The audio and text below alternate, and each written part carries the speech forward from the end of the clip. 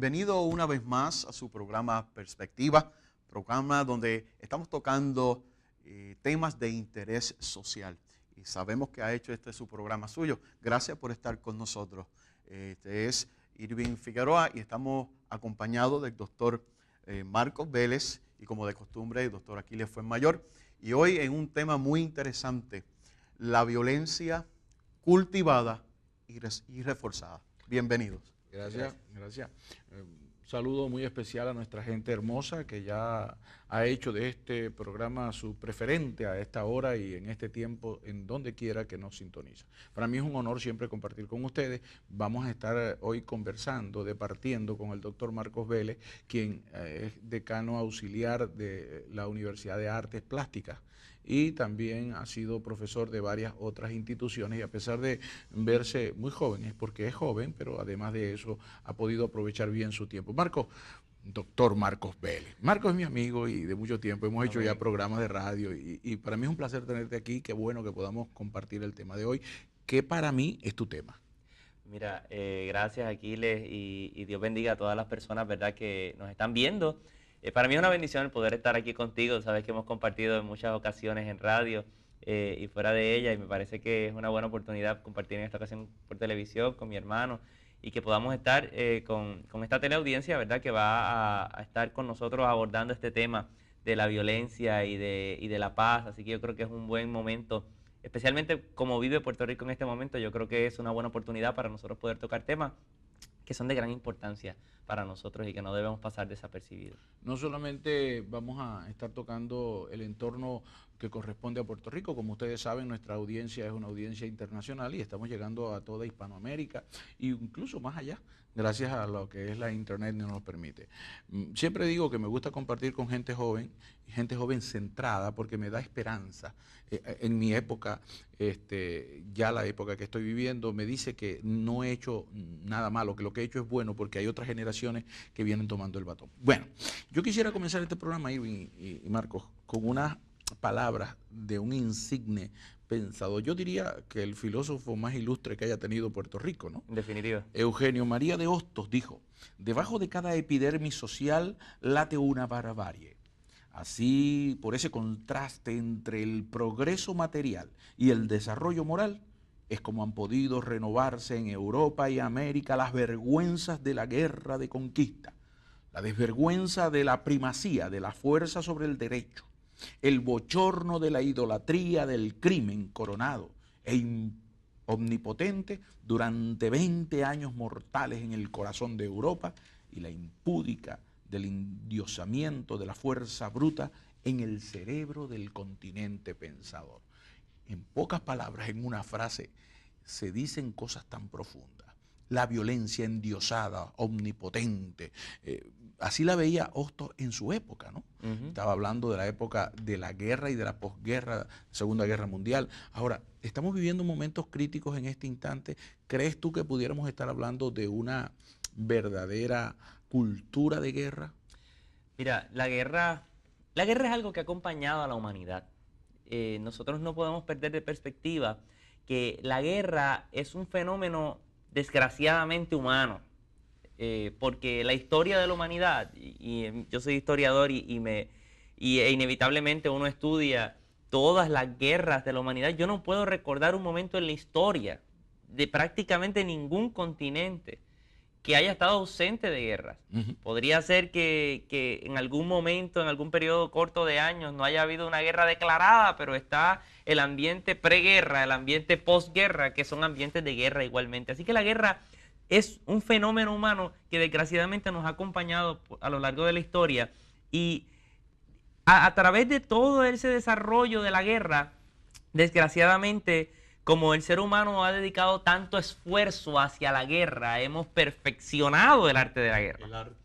Y entonces, hoy día nosotros vivimos siglos de perfeccionamiento de la guerra. Y entonces eso es lo que nosotros tenemos hoy. No es que hoy haya más guerra que antes, es que ahora lo hacemos mucho mejor, desgraciadamente. De hecho, podemos decir que hay cátedras sobre la guerra, que se dictan, escuelas militares se y dictan todo. cursos para hacer guerra. El gran libro de la guerra, Sun Tzu, como aquel historiador de guerra y No lo militarista, recuerdo. Sun Tzu creo que es, si no estoy mal ubicado, un libro muy antiguo.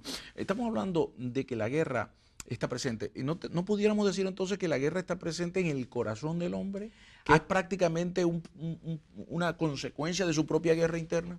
Yo creo que parte de lo que provoca la guerra es la misma ambición del hombre. El ser humano se ha desarrollado como un ser ambicioso. Si nosotros comparamos al ser humano con las otras especies animales, nos vamos a dar cuenta que sí hay enfrentamientos. Basta con ver quizás un periodo de Discovery Channel o algo así de Animal Planet, y uno sí puede ver, ¿verdad?, que la manada X o la manada Y se enfrentan.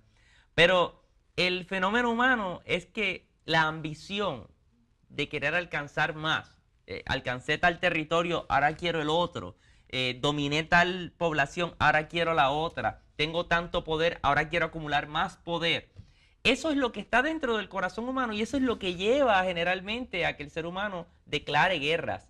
Y entonces, como decía ahorita, esa especialización nos ha llevado entonces a internalizarlo como algo normal y a verlo como parte de nuestra realidad humana. Profesor, entonces pudiéramos decir que lo que dijo aquel pensador bíblico, cuando dijo, ¿de dónde? Él hizo una pregunta pedagógica. Él dijo, ¿de dónde surgen todas las guerras? ¿Acaso no es del corazón del hombre? ¿Podemos decir entonces que tenía razón? Sí, sí, definitivamente, porque es dentro del corazón del hombre que se fragua el plan y luego entonces lo lleva a cabo. El corazón del hombre, esa ambición, esa rivalidad, y muchas veces la rivalidad, un fenómeno que se da en la guerra hoy día y que se ha dado siempre, es que nosotros vemos en el campo de guerra a dos soldados enfrentándose que no se conocen, que no conocen sus familias, no hay una rivalidad individual.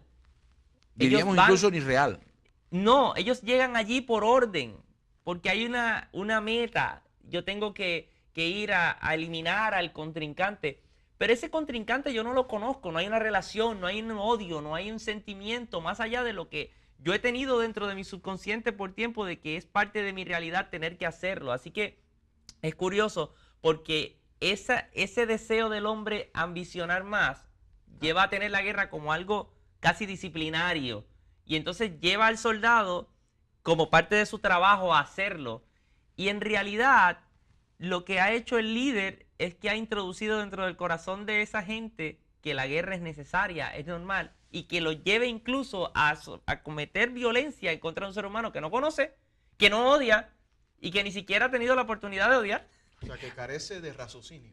Bueno, podemos decir que hay mucho de eso, aunque hay una lógica detrás el de razonamiento, sí, por eso iba, el razonamiento que se da es un razonamiento distinto al que nosotros pudiéramos estar planteando. Quiero decirle a nuestra audiencia que la intención de este programa no es hacer análisis internacional de la guerra, no vamos a irnos por ese camino, solamente estamos poniendo en contexto la realidad, porque nuestro tema hoy es tratar de ver cómo la guerra, la violencia, básicamente, que no solamente se manifiesta en la guerra es solo el trasfondo que nos permite adentrarnos en el tema. Pero la violencia se ha ido repitiendo de una generación a otra. Y aquí es donde quiero entrar, Marcos, ahora. Porque esto es la guerra como la macroexpresión. Pero vamos desde lo micro, que es el corazón del hombre. Ahora, cuando le incluimos entonces ambición, palabra interesante que viene a hacer cóctel con todo esto, porque la ambición también tiene que ver con el deseo de tener cosas. Así que entonces viene la industria de la guerra, los llamados mercaderes de la guerra. Estamos hablando de una cantidad de elementos que entonces vienen a surgir y no solamente ya estamos la guerra declarada, institucionalizada entre dos estados ya identificados que se declaran guerra. Ahora estamos hablando de guerras intestinas, de guerras civiles, de guerras provocadas por intereses económicos. Y estamos hablando entonces de que vivimos en una cultura de guerra. Mira, déjame presentarte dos ejemplos totalmente distintos que llegan a esas guerras intestinas, como tú hablas, esas guerras locales que no tienen que ver necesariamente con países, pero que tienen que ver con ambición y que tienen que ver con esa mercadería de la guerra o esa industria de la guerra. Ahora, son dos contextos totalmente distintos. Quizás todo el mundo vio la película Hotel Ruanda. Sí. Es una película estremecedora, el que la vio sabe de lo que estoy hablando. Pero hay que verla. Hay que verla, es una película porque es necesaria. basada en hechos reales. Definitivo, la guerra entre los Hutus y los Tutsis. gente que si tú las ves en la calle, tú dices que son iguales, Son los porque tú mismos, no tienes claro. ninguna idea de cómo diferenciar un Hutu de un Tutsi. Si alguien la tiene, que por favor nos llame, porque la verdad es que es bien difícil. Entonces, dentro de esa cultura, Hutus y Tutsis encontraban la necesidad de enfrentarse, porque históricamente se habían enfrentado. Ya habían desarrollado una industria y había gente que vivía de esa industria de guerra entre Hutus y Tutsis, que los llevó a hacer unas masacres que bueno, unos genocidios horribles, ¿verdad? Ahí no había capitalismo necesariamente envuelto, aunque siempre viene algún capitalista y se beneficia de eso. Por lo menos lo que Los vende. imperios grandes están beneficiados de que Hutus y Tutsis se estén matando. Claro, porque Todavía habían escogido Exacto. su bando. Pero hoy día nosotros, por ejemplo, en nuestros países, vemos una industria de guerra que sí tiene que ver con cierto capital y que está fomentada para que unas personas puedan seguir enriqueciéndose más. Yo siempre le digo a mis estudiantes, cuando usted vea un problema que se sigue acrecentando, busque quién está ganando Claro. detrás de ese problema. Sí, Hay alguien que se está beneficiando. Pudiéramos hablar hoy en día con contextos más actuales como lo que está sucediendo en Siria, ¿verdad? Lo que está sucediendo en Egipto o en Afganistán, donde las batallas, en estos días salió un titular de prensa en cuanto a lo de Siria, de la guerra civil que se está presentando, y decía que los mismos rebeldes se estaban enfrentando entre ellos, ¿no? Sí, digo. Y a mí me llama la atención porque cuando lo traemos, por ejemplo, a nuestro país, te das cuenta que esa industria, por ejemplo, de lo que nosotros conocemos como el narcotráfico, que pues, en nuestros días ha sido noticia constantemente, los operativos, las cosas que se están haciendo, y vamos desenmascarando eso que sabíamos que existía, pero que estaba detrás de ciertos círculos y que no lo habíamos descubierto. Esa gente han seguido engordando sus bolsillos haciendo que en la calle el muchachito de 18 años se sienta con la necesidad de matar al otro y esa necesidad y esa matanza constante ha seguido enriqueciendo unos grupos. Permíteme, porque antes de irnos al corte del segmento, tengo que dejarte esto aquí, porque entonces me estás diciendo a mí que los juegos de guerra con los que entretenemos a nuestros niños, que la popularización del armar a la comunidad, armar a la sociedad con el mito de que entre más armas, más seguridad, pero la respuesta es totalmente distinta, me estás diciendo que eso también entra en esa cultura de guerra. Yo te tengo que decir más. Yo te tengo que decir que nuestra educación en general está formateada para que al final nosotros podamos apoyar esa guerra. Es decir, que cuando yo digo me muero por ti, ya estoy hablando de una cultura de guerra. Quizás no de tanto, violencia. pero dentro de nuestra... O me mataste con eso que me dijiste, porque hay gente que dice... Tenemos un vocabulario bélico, ¿Sí? no hay duda de eso. Nosotros tenemos un vocabulario bélico, lo tenemos de una manera coloquial y a veces sin mala intención, pero nosotros tenemos un vocabulario bélico. Nosotros nos gusta decir te mato, chico, te mato. Porque sabemos que... ¿Será eso entonces lo que tú estás diciendo, lo que nos lleva a que a la hora de escoger un regalo para nuestro sobrinito, para nuestro ahijado, en vez de regalarle un microscopio, le regalamos una ametralladora? De juguete, por supuesto. Yo te diría que nosotros hemos aprendido a sentir placer por algunas de estas cosas.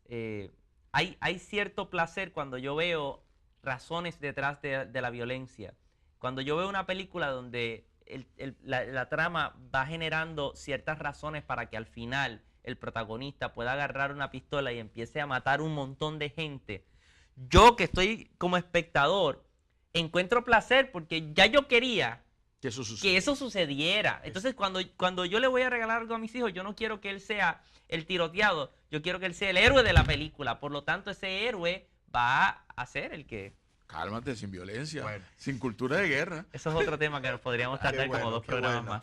Eso es un tema interesante. El tema es violencia cultivada y reforzada. Estamos tocando los temas guerra porque, oye, nos llevan a llegar a la conclusión, ¿verdad?, que estamos ya preparando. Así que si tiene algún comentario, alguna sugerencia respecto al tema, se lo puede hacer llegar aquí a nuestro correo. Nos puede escribir a Perspectiva, P.O. Box 949, Camuy, Puerto Rico. También nos lo puede hacer llegar a través del email perspectiva@cdminternacional. Estamos a través de Twitter, YouTube, Google+, Facebook. También a través de cdminternacional.com/perspectiva. Y allí nos hace llegar sus sugerencias respecto al tema. Bueno, vamos a una pausa, pero cuando volvamos prometemos seguir hablando de este interesante tema.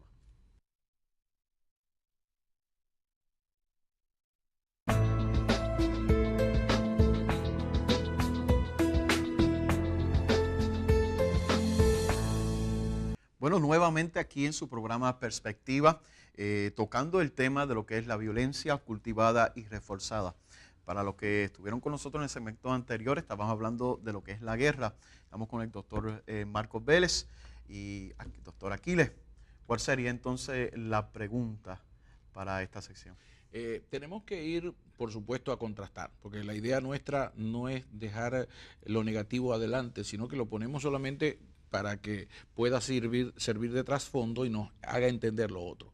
Marcos, siendo este un tema con el que has trabajado mucho, siendo incluso una cátedra en la que tú has dictado, yo creo que te debe estar surgiendo en este momento el deseo por hablar de esto, porque hablar de cultura de guerra ya es una realidad, lo hemos dejado afirmado en el segmento anterior. Pero entonces quiere decir que podemos desarrollar una cultura de paz, es decir, la intención, por ejemplo, de los grandes hombres en la historia, y uno sobre todo, Jesús, que quiso decir a todos el que le siguiera, dijo, mi paz les dejo, mi paz les doy. No como el mundo la da, yo le doy una paz distinta.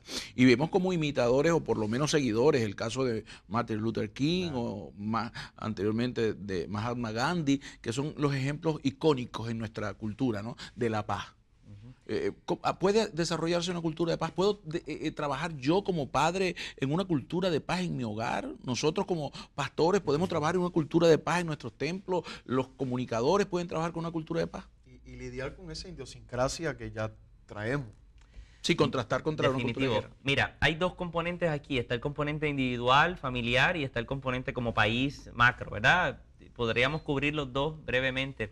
Me recuerda a tu pregunta un adagio popular que en casi todas las literaturas que se va a hablar de educación de paz, de cultura de paz, se menciona. Hay un adagio muy viejo que decía, si quieres paz, prepárate para la guerra. Porque la guerra tradicionalmente se ha visto como el instrumento para alcanzar la paz. De hecho, cuando terminan las guerras, tradicionalmente, ¿qué es lo que se firma? Sí, un tratado. Un tratado de paz, porque se sobreentiende que el final de la guerra es la paz, y eso está bien lejos de la realidad. Eso trae una paradoja entonces, porque para poder tener paz tengo que tener guerra. Ese es el mito, y eso es lo que nosotros tenemos que romper para alcanzar una cultura de paz. Por lo tanto, hay un componente necesario que es el componente de la educación. María Montessori, una educadora insigne de nuestro siglo XX y que pues, todavía hoy la recordamos porque incluso el modelo Montessori es uno de los modelos más importantes educativos de nuestros tiempos. Montessori decía que así como la guerra se ha perfeccionado, nosotros debiéramos perfeccionar la educación para poder alcanzar una educación para la paz. En un discurso de ella de 1934, ella decía que a veces la educación para la paz pareciera estar en el renglón del arco y la flecha versus la tecnología de guerra que tenemos, porque la hemos desarrollado poco. La única manera de nosotros poder crear una cultura de paz es a través de la educación. Porque nosotros, para poder crear una cultura de paz, tenemos que educar para la paz. ¿Y qué es educar para la paz? Porque cuando la gente escucha educar para la paz, se queda en el aire. Yo siempre le digo a la gente que desgraciadamente, como hemos banalizado el tema de la paz, lo hemos convertido en palomas, en nubes, en cosas que no necesariamente hablan de paz. Lo hemos iconizado, pero esos iconos no nos hablan de paz, porque la paz es parte de una acción que yo tengo que llevar para poder lograr la paz. En una ocasión escuché esta anécdota que quizás venga al caso, ¿no? Se hizo un concurso de pintura en el cual se pudiera graficar la paz de una manera más adecuada y mucha gente pintó lagos tranquilos, trigales donde tranquilidad. Exacto. Buscaron tranquilidad. Mientras que una de las figuras o de las pinturas ponía a un ave en su nido en medio de una tormenta sobre el árbol y ahí estaba tranquila. Y ese fue el que ganó. Lo que pasa es que hemos atado la paz a la tranquilidad. Y te voy a decir más. Hemos atado la cultura de paz a pensar que paz es ausencia de guerra. Y ese es el peor error. Porque si yo le preguntara a la gente, en Puerto Rico, ¿hay guerra? Y la gente probablemente va a empezar a pensar, bueno, no hay una guerra declarada.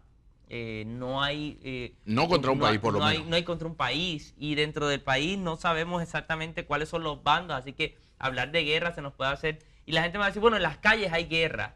Y yo te diría, bueno, y fuera de las calles, ¿hay guerra? Se le va a hacer más difícil a la gente llegar, porque la tradición nos dice que guerra es algo tradicional, donde yo tengo dos bandos y se declaran unas enemistades y eso comienza. Sin embargo, la cultura de paz busca vencer todo este andamiaje de violencia, desigualdad, injusticia. Para que la gente pueda tener paz, es necesario que nosotros podamos vencer los enemigos de la paz.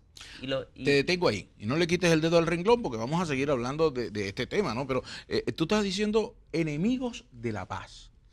Ahora, vamos a identificar esos enemigos.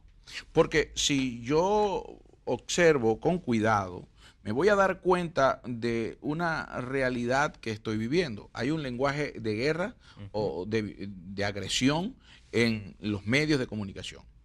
En la cultura de los juguetes o en la juguetería actual, que es parte de la educación. Déjenme decir esto, y no lo digo yo, lo dicen los grandes pedagogos, los grandes estudiosos de la conducta humana: el niño aprende jugando. Así que, y sin duda alguna, cuando nosotros vemos a un niño jugando, a través del juguete, el niño está interiorizando los comportamientos sociales y valores que ha visto en su entorno. La manera de relacionar la realidad con su realidad, ¿verdad? El entorno de él con su propia realidad. Así que entonces tenemos que los medios agresivos, la juguetería o el entretenimiento agresivo. Cada día vemos el crecimiento de los llamados deportes de riesgo y la adicción a la adrenalina, que es una cosa que tiene que ver mucho con nuestra conducta violenta. Y cuando nosotros seguimos viendo, por ejemplo, las relaciones conyugales en guerra, tenemos toda una serie de enemigos, una forma de comunicación violenta, una fraseología que agrede y que busca estar a la defensiva. Entonces, ¿cómo ataco a todos esos enemigos al mismo tiempo o cómo me defiendo? Permíteme añadir un punto adicional para no perder la costumbre de ser un poco controversial. No serías tú. Exactamente. Adicional a todos esos renglones, tenemos que analizar incluso cuán violentos son nuestros discursos dentro de nuestras iglesias. Que en muchas ocasiones estamos tan interiorizados, hemos interiorizado tanto los discursos violentos, que la manera en que proyectamos las cosas es a través de la violencia.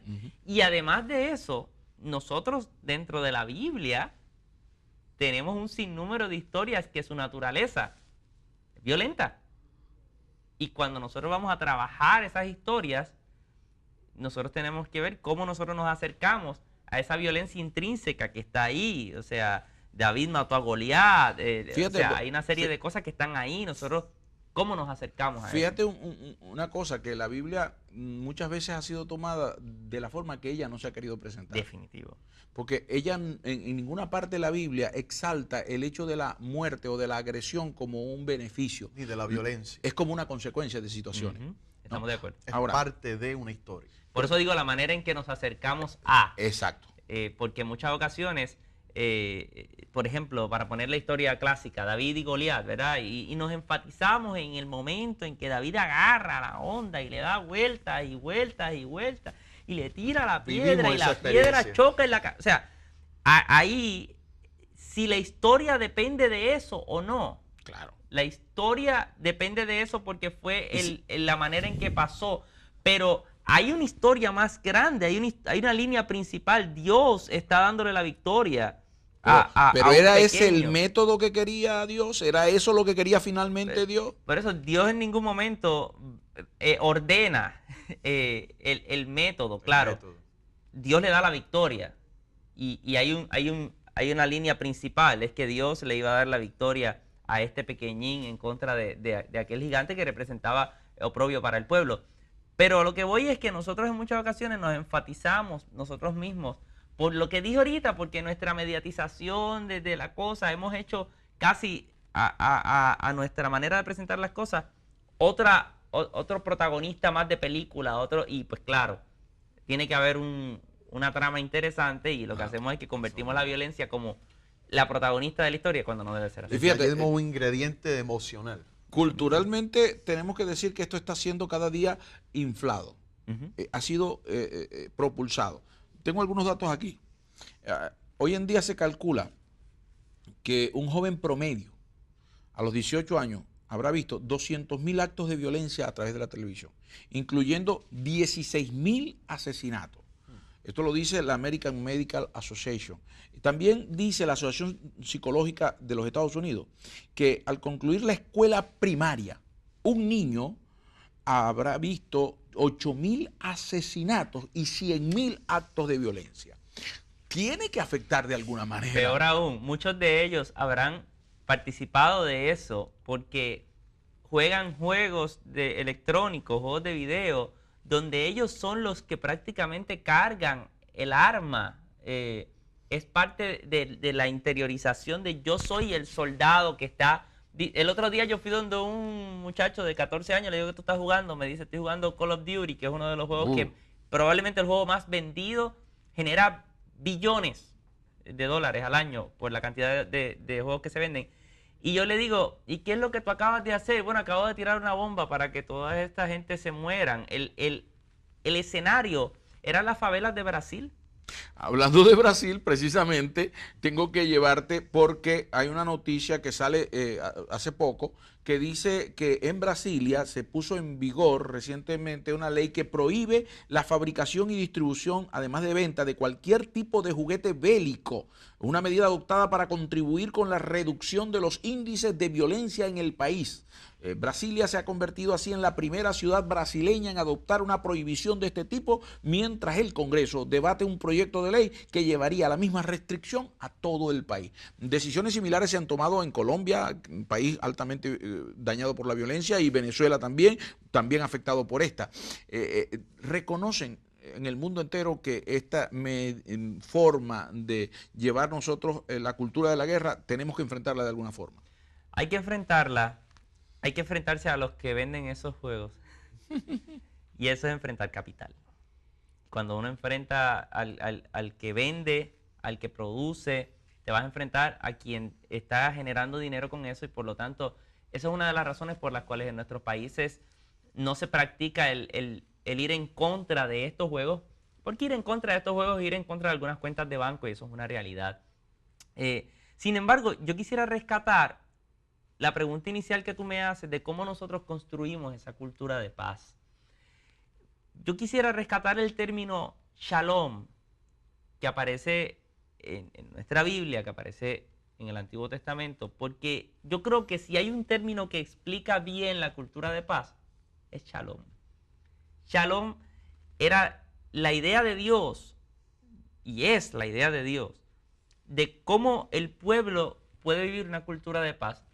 Y la definición básica, cuando en la Biblia menciona shalom, lo menciona como un estado en el cual el hombre y la sociedad se encuentran satisfaciendo sus necesidades básicas como ser humano, como individuo y como colectivo. O sea, que no debe haber, en ese lugar donde hay shalom, no debe haber injusticia, no debe haber violencia, no deben haber desigualdades. No, o sea, porque eso es parte de lo que abona una cultura de violencia. Debemos destacar que shalom es la palabra de saludo tradicional del judío. Y que no es solamente los judíos religiosos, sino que es una palabra del pueblo judío como tal. Decir shalom es el saludo habitual. Pero el judío conocía lo que significaba shalom, porque él viene ese saludo como ese. Hoy nosotros nos saludamos y decimos Dios te bendiga, porque es parte del deseo que nosotros le damos a esa persona. Yo deseo que haya bendición sobre tu vida. El shalom era parte de ese deseo. Dios establece como propósito que haya shalom, y el judío conocía. A veces nosotros repetimos shalom, sabemos qué significa paz, pero no sabemos cuál era el contexto judío de esa paz. De hecho, uno de los significados a ese término shalom es nada falto, nada quebrantado. No va más allá, ¿verdad?, a conquistar ni a obtener nada que no sea nuestro, que es lo que vemos hoy en día en ese pacto, firma de paz. Bueno, el tema es la violencia cultivada y reforzada. Queremos, ¿verdad?, que nos haga llegar su sugerencia a todos los medios, sea por Google+, Facebook, Twitter. Nos puede ver a través de YouTube, y sobre todo también se puede comunicar con nosotros a través de nuestra página en cdminternacional.com/, perspectiva. 15 segundos para decirle a nuestra audiencia que tú y yo nos alimentamos de esos Claro que contactos. Nosotros Es no les necesario. estamos cobrando, pero lo queremos. Yo lo quiero, ¿tú lo quieres? Claro que sí. Pues queremos que usted nos escriba. Se comunique con nosotros y nos haga llegar su opinión respecto a los temas que estamos tocando. Bueno, estamos con el doctor Marcos Vélez, doctor Aquiles Fuenmayor, y volvemos enseguida con su programa Perspectiva.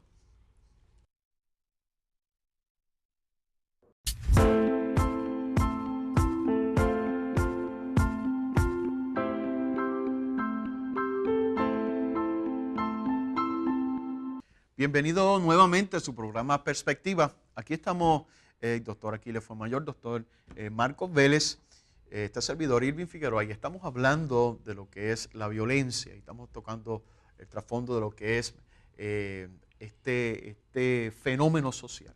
Así que, pastor, doctor Aquiles, ¿qué podemos seguir? Sin duda alguna, estamos hablando de cómo se refuerza, cómo se enfatiza en nuestra cultura la violencia y cómo nosotros tenemos que luchar, y valga aquí la frase, luchar, que es una frase bélica, guerrear contra la violencia para poder presentar la paz, y entramos en esa diatriba de si para haber paz tiene que haber guerra.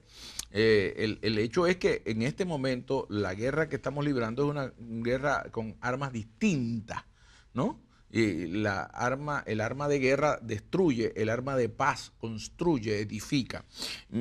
Tenemos que mirar que la palabra shalom, que era la que nos daba en el segmento anterior la pauta, nos estaba indicando la ruta a seguir dentro de lo que puede ser la cultura de paz. Pero yo quiero ser más latinoamericano. Yo quiero ir más a nuestro contexto hispánico, donde nuestra costumbre en toda Latinoamérica es saludar con un buenas tardes, buenos días, buenas noches, que tengas buen tiempo, buen fin de semana. La palabra bueno, es decir, estoy declarando, queriendo que lo que le suceda a la gente es bueno, pero se ha convertido en un traje. Sí. Circunstancial que utilizo, no es una cultura. Cuando hablamos de cultura, yo quiero aquí hacer un poco de énfasis, porque tengo un problema con esto, Marco. Y es que la gente habla de cultura, de cualquier tradición. Y para mí, yo soy un hombre que le gusta mucho ir a la raíz de las palabras y manejo el lenguaje de una manera en que me gusta conocer de dónde vienen y provienen. La palabra cultura viene de cultivo, de cultivar. Y muchas veces yo veo que la gente no se cultiva en lo que hace, sino que sencillamente lo adopta por tradición. Así que más es una costumbre que una cultura. Pudiéramos decir entonces que con esto de la guerra y de la paz está sucediendo lo mismo, que la gente no se ha cultivado a sí mismo para la paz y ni se ha cultivado para la guerra, solo ha adoptado estas costumbres. Nosotros recibimos dentro de nuestra cultura una herencia cultural. Recibimos una serie de costumbres, una serie de tradiciones, las practicamos sin mucho análisis de ellas la mayor parte de las veces. Y no hay ese ejercicio, como tú dices, de poder interiorizar y yo poder cultivar mi propio pensamiento acerca de algo. Cuando yo hablo de una cultura de paz, yo tengo que crear entonces todo un contexto para yo poder crecer dentro de ese contexto. Ese entorno. La cultura, de nada vale que yo diga que yo tengo cierta cultura acerca de algo si yo no he crecido tanto intelectualmente como personalmente dentro de ese contexto. Y cuando hablo de intelectual no me refiero a academia, me refiero a que dentro de nuestra mente nosotros podamos generar cierta idea y pensamiento acerca de eso. Convertirlo en identidad. Claro, es parte de tu identidad y por eso, para poner el ejemplo básico, cuando nosotros hablamos de nuestra cultura como país, Venezuela, Puerto Rico o algún otro país, sabemos que tiene que ver con una serie de costumbres y tradiciones, pero tiene que ver con historia. Es todo lo que construye una identidad de una persona. Tú te sientes de cierta manera porque incluye todo un contexto. Y con la paz pasa lo mismo. Cuando los comunicadores sociales, cuando los políticos, cuando los maestros utilizan un lenguaje bélico, que no necesariamente están hablando de balas y rifles, ¿no? Un lenguaje bélico que agrede, que ataca, que ofende, estamos entonces cultivando de alguna manera a la guerra. Cuando nosotros decidimos establecer bandos y decidimos que esos bandos no van a ser simplemente porque somos diferentes, sino que esa diferencia convierte al otro en mi enemigo. O sea, cuando personalizo la diferencia. Y cuando esa diferencia hace que yo no pueda compartir contigo a pesar de la diferencia. Porque mira lo que pasa. Ni aprovechar siquiera lo mejor tuyo, porque como tú y yo tenemos diferencias, no puedo aprovechar lo bueno, te llevo con bueno y malo. A veces se nos hace difícil hablar de diversidad, especialmente quizás a los cristianos se nos hace difícil hablar de diversidad porque sentimos que cuando hablamos de diversidad ponemos en riesgo muchos de nuestros principios. Eso es mentira. La diversidad no es mala. El problema es yo ceder ante los principios de otra persona. O sea que cuando yo no estoy seguro de lo que creo, tengo problemas con el que cree algo y está seguro en lo que cree y discrepa de mí. El otro día en mi Facebook yo ponía, cuando tu creencia, tú no estás dispuesta a ponerla en tela de juicio, que alguien te cuestione tu creencia, cuando se te hace difícil que alguien esté en contra tuya, cuando no puedes escuchar a alguien que piensa diferente, en realidad tú no tienes una creencia, tú te apasionaste con una idea, tú estás emocionado con algo. Eso se parece más a fanatismo. Claro, más que a convicción, ¿no? Claro, me recuerdas un libro que estaba leyendo en estos días, que en inglés se titula Not a Fan, no un fanático, y él decía que el fanático, el cristiano fanático, él le recuerda a todas las pegatinas y cosas que ponemos en los carros donde decimos yo soy cristiano, Jesús es bueno, pero eso no me define a mí, o sea, eso no me define. ¿Qué te define? ¿Cuáles son tus creencias? Si es mi creencia porque tengo unos principios, hay una base. Los principios tenemos que verlo como la zapata de una casa. Si eso está sólido, tú puedes estar al lado de otras personas que piensen distinto y puedes conversar acerca de eso y puedes nutrirte de la diversidad sin que tus principios se vayan a disminuir. Porque a la larga, si son principios, se supone que no disminuya. Mira, tengo que siempre referir esta anécdota. Mi hijo, Roberto Carlos, cuando tenía 12 años, me contaba la historia en la que él estaba hablando con un amiguito de él de la escuela y entonces el amiguito, que a la sazón iba a una iglesia también, le dice que él estaba consumiendo algún tipo de sustancias que no eran lícitas y entonces él le dice, pero que las iba a dejar porque él tenía principios. Y mi hijo le dijo que él no tenía principios. Y yo lo detuve en la conversación y le dije, Roberto, ¿por qué tú dices que no tiene principios? Me dijo, papi, porque los principios, ¿cómo se llaman? Principios. Entonces, si uno los usa es porque los tiene, y si no los usa es porque no los tiene.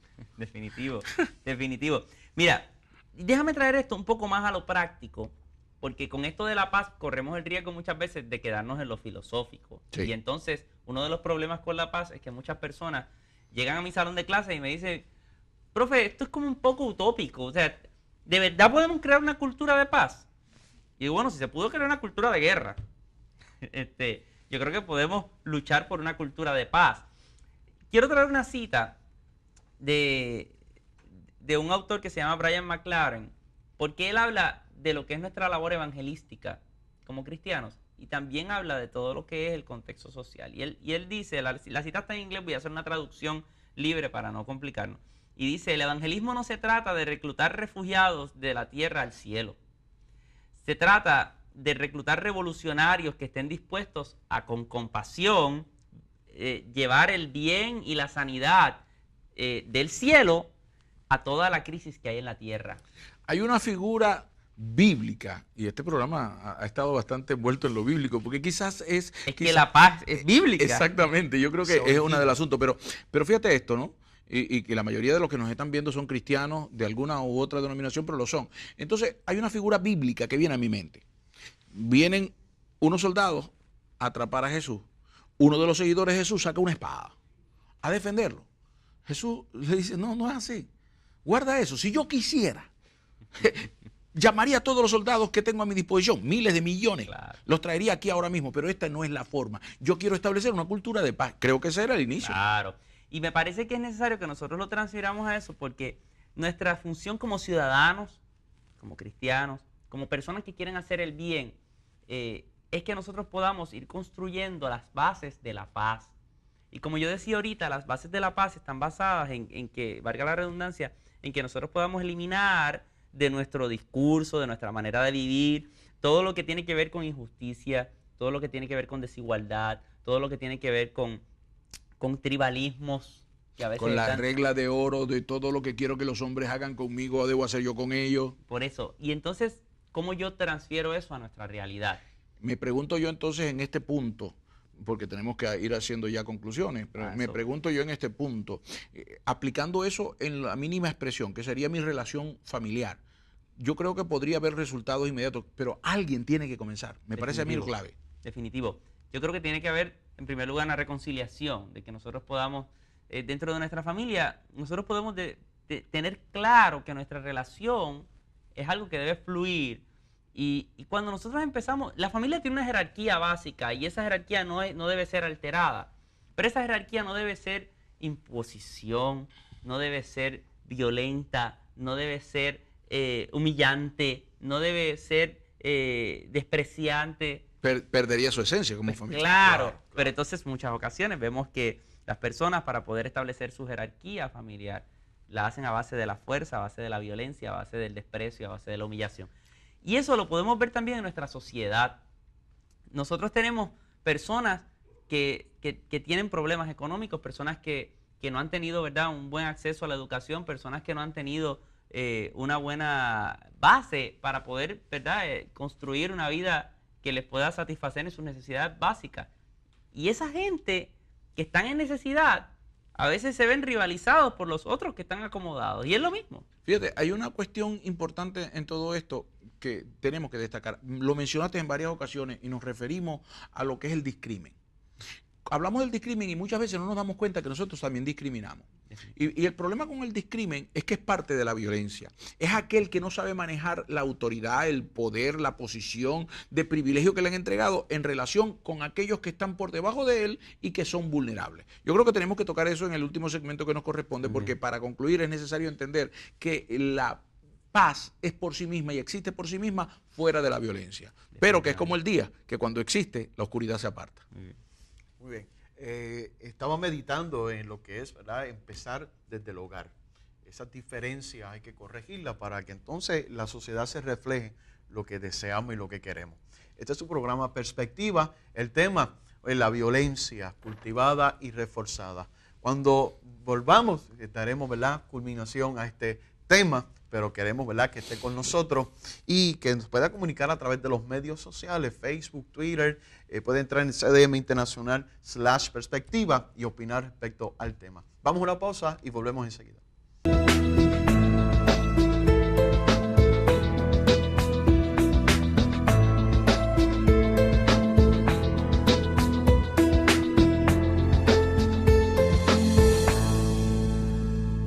Bueno, aquí de nuevo en su programa Perspectiva y estamos en los minutos finales de este gran tema que es la violencia, en este caso cultivada y reforzada. Estamos viendo cómo apoyamos, ¿verdad?, como decía un artista, sin querer queriendo, lo que es la violencia, hasta el punto que estamos sintiendo los efectos en lo que llamamos la guerra. Con el doctor Marcos Vélez y doctor Aquiles Fuenmayor. Fíjate, acabas de mencionar a una figura icónica en Latinoamérica que marcó épocas, ¿no? Y no puedo yo dejar de mencionar que él también decía, es que no me tienes paciencia. Y yo creo que ahí está la base de todo el proceso. No hemos aprendido a relacionarnos. Ni a tolerar. Creo que tenemos un problema de relaciones profundas. No nos hemos aprendido a relacionar con el Creador, no nos aprendimos a relacionar con nosotros mismos, no nos aprendemos a relacionar con nuestra sociedad. Por lo tanto, somos seres inmaduros relacionalmente, lo cual trae como consecuencia que arrebatamos cuando no podemos lograrlo, cuando gritamos, como decía el ilustre pensador, que el grito, la violencia es la expresión de los que no tienen razón. Creemos que esto es básicamente lo que ha venido sucediendo. En una frase icónica de John F. Kennedy, dijo, o acabamos con la guerra, o la guerra va a acabar con nosotros. Gandhi decía, ojo por ojo y el mundo va a terminar tuerto. Tuerto, sí, es cierto. Y hay una cosa interesante, y algo que mencionaba, yo pensaba cómo es posible la figura aquella de los dos soldados que no se conocen, que van a la batalla y terminan odiándose, pero luego si están más cerca pueden amarse, ¿no? El caso más típico de la historia contemporánea nos habla de la Segunda Guerra Mundial, donde Rusia y Estados Unidos y China eran aliados. Entonces luego cuando termina la Segunda Guerra Mundial se convierten en antónimos totalmente, ¿no?, en antagónicos. De hecho hay una película chilena que me recuerda, se me escapa el título ahora mismo, donde en una de esas guerras entre me parece que era Chile y Bolivia, en un momento dado se encontraron dos tropas solas en una parte del desierto. El desierto de Atacama, yo vi la película. Y empiezan a jugar fútbol, terminan jugando fútbol, se hacen amigos porque ya no sabían qué hacer, no sabían ni por qué estaban peleando prácticamente. Parte de lo que estamos oyendo. Entonces yo me pregunto, número uno, Marco, al hablar de todo esto, podemos decir que se ha desarrollado una cultura de guerra, una cultura de violencia, una cultura que afecta nuestra forma de ver las cosas, de nuestra forma de relacionarnos, de comunicarnos, de vivir, incluso de entretenernos. Hemos desarrollado un entretenimiento acerca de la violencia, hemos desarrollado una educación alrededor de la violencia y eso hace que tengamos una cultura de violencia y de guerra. De todo eso, adelante. Mencionaste una palabra, que hemos hecho esto un arte. Definitivo, lo hemos especializado y lo hemos convertido en parte de nuestras mayores especialidades. Sabemos hacer la guerra bien, con mucha tecnología, con una literatura vasta acerca de eso, y lo hemos convertido en parte de nuestra realidad. Yo tengo un problema con eso del arte, ¿no? Porque tengo un problema del arte porque el arte me trae figuras positivas y cuando se habla de la guerra como arte, estoy viendo otra figura. Arte más bien como especialización. Fíjese, sí, porque el arte conlleva pasión y amor hacia algo. Y es posible, la guerra. Es posible que esto esté sucediendo. Hay gente No, que le apasiona la violencia. Sin duda que eso lo es estamos así. viendo. Ahora, tenemos entonces otra pregunta que viene. Si se formó una cultura de guerra, ¿hay posibilidades de que nosotros trabajemos con una cultura de paz? Completamente. Y la base de generar una cultura de paz es la educación, como dije al principio, la educación acerca de la convivencia, la educación acerca de la igualdad, en que todos los seres humanos merecemos que nuestras necesidades básicas estén satisfechas y la educación acerca del sentido de comunidad. Si nosotros generamos un sentido de comunidad, tanto en nuestra familia como en nuestras comunidades, eso se va a reflejar en el país, sentido de comunidad donde entendamos que yo no estoy bien si tú estás mal. Aquello que dijo don Benito Juárez, expresidente mexicano, debe ser entonces parte de ese abecedario, de ese vocabulario de la paz. La paz es el respeto al derecho ajeno. El respeto al derecho ajeno es la paz, eso es así. Y lo que pasa es que nosotros tenemos que entender, y yo lo llevo un poquito más allá, cuando mi hermano, mi vecino, mi compañero, mi compatriota, cuando esa persona está viviendo una situación de injusticia en su vida, de desigualdad, y no vive en paz, no hay manera que yo, que estoy viviendo al lado de él, pueda decir que vivo en paz. Porque la paz se alcanza en conjunto. Correcto. Así que quiere decir que si yo soy vecino de Irving y Irving tiene conflictos terribles y allá sus conflictos me pueden alcanzar a mí, no hay paz. Es que no puede haber paz. Y yo lo voy a llevar a lo sencillo. O sea que a mí me debe interesar la paz de él. Completamente. Claro. Yo debo luchar para que él también viva en paz. Mi lucha no acaba cuando yo consigo tranquilidad individual. Entonces aquí viene una frase, perdónenme, pero es que las frases bíblicas vienen y vuelan a mi mente, la figura bíblica. ¿No? Dice, oren por la paz de Jerusalén, porque en su paz tendrán ustedes paz. Porque es que es parte de nuestro interés por el otro, que a veces lo vemos lejano, que a veces lo vemos como que no tiene nada que ver con nosotros, pero tiene que ver con nosotros. Perdóname porque estamos en la parte conclusiva y tengo muchas preguntas todavía. Por ejemplo, si yo buscara cuál sería la clave fundamental de expresión o de propulsar la guerra, la cultura de guerra, ¿cuál sería la número uno?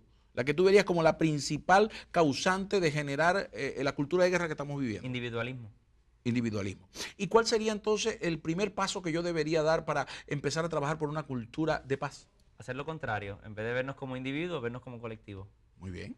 Así que en este programa que hemos estado hablando no de una violencia particularizada ni estigmatizada, porque se ha estigmatizado incluso a los hombres como violentos, se ha estigmatizado que los violentos solamente son masculinos, que la violencia solamente viene de los ricos, que la violencia solamente viene de un lado, cuando aquí podemos entender que la violencia afecta a todos los estratos sociales y todas las edades y todas las condiciones. Y que por más que te quieras encerrar, te va a llegar. Uno de los mitos es que yo puedo enajenarme y vivir en paz. No, yo vivo enajenado. En realidad, para yo alcanzar la paz, yo debo poder tener convivencia. Colectiva. O sea, es colectiva, la paz es colectiva. O sea que parte de mi identidad gregaria tiene que ser comprendida, que yo no puedo estar como un ermitaño, como un antisocial y tener paz al mismo tiempo. Es que en realidad la comunidad es algo que está dentro de nosotros. Para yo salirme de la comunidad, yo tengo que hacer esfuerzo. Yo no salgo del sentido de comunidad sin querer. La realidad es que yo decido enajenarme, pero el ser humano por naturaleza es gregario. Nos congregamos, nos comunicamos, estamos juntos. Esa es la realidad. Para hacer lo contrario tengo que pasar trabajo. Y si sale de una, va a integrarse a otra. Definitivo. Para yo luchar por la paz, yo tengo que buscar el bien común, el bien colectivo. Ese bien colectivo es parte de mi razón de ser, es parte de mi identidad y se convierte en parte de mi lucha. Así que tenemos que decir que el cultivo de la paz es lo que va a traer entonces supresión de la guerra y no al contrario. Que no es la guerra la que nos va a traer paz, que es la paz la que va a eliminar los elementos de daño, de violencia, de agresión que vivimos tanto en nuestros hogares como en nuestros medios comunicacionales, tanto en nuestro país como en el mundo. El proceso inverso. Es no tratar de eliminar la guerra, es tratar de buscar la paz. Muchas gracias, Marco, por tu compañía. Gracias de verdad, esperamos que quedes a disposición para venir de nuevo acá, ¿no? Claro que sí. Gracias. Muchas gracias, doctor Marco.